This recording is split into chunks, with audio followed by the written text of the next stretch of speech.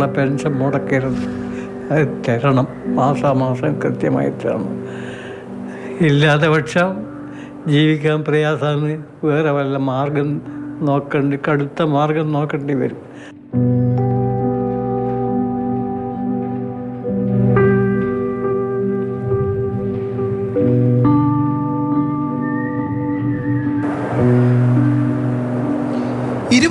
വർഷം വളയം പിടിച്ച കൈകളാണ്. വയസ്സ് 75 2 പതിറ്റാണ്ട് KSRTCയിൽ ഡ്രൈവറായിരുന്ന ഭരതന് ഡിസംബർ മാസം മുതൽ പെൻഷൻ ലഭിച്ചിട്ടില്ല. പ്രമേഹവും മറ്റസുഖങ്ങളും ഉള്ളതിനാൽ എല്ലാ ദിവസവും മരുന്ന് കഴിക്കണം. ഏതാനും നാളുകൾക്ക് മുമ്പാണ് ഭാര്യയ്ക്ക് നട്ടെല്ലിൻ്റെ ഓപ്പറേഷൻ കഴിഞ്ഞത്. മരുന്ന് വാങ്ങാൻ പോലും ഇന്നിപ്പോൾ മറ്റുള്ളവരെ ആശ്രയിക്കേണ്ട അവസ്ഥയാണ്.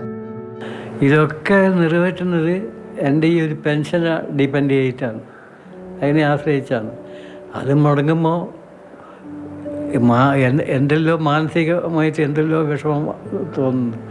ആരോട് പറയാനാ? കടബാധ്യത കാരണം വീടും സ്ഥലവും വിറ്റ് വാടക വീട്ടിലാണ് ഇപ്പോൾ താമസം. ഏക വരുമാനമായിരുന്ന KSRTC പെൻഷനും മുടങ്ങിയതോടെ ജീവിതവും പ്രതിസന്ധിയിലായി. കേരളത്തിൽ KSRTCൻ്റെ പിന്നെ ഒരു നല്ലൊരു ശതമാനം ആൾക്കാർക്കും ഇതുപോലെ വിഷമമുണ്ട്. അതിന് ചില വേരിയേഷൻ ഉണ്ടാവുന്നേ ഉള്ളൂ. ഓരോരുത്തരെ പേഴ്സണലായിട്ടുള്ള സാമ്പത്തിക സ്ഥിതി ഓരോരുത്തർക്കും ഓരോ തരത്തിലല്ലേ, അതുകൊണ്ടുള്ള ചില ഇത് ഉണ്ടാവുന്നേ ഉള്ളൂ. അല്ലാതെ വിഷമം തന്നെയാണ്. ലക്ഷങ്ങൾ മുടക്കി കേക്ക് വാങ്ങി ക്രിസ്മസ് വിരുന്ന് നടത്തുന്ന സർക്കാർ KSRTC പെൻഷൻകാരുടെ കണ്ണുനീർ കൂടി കാണണം.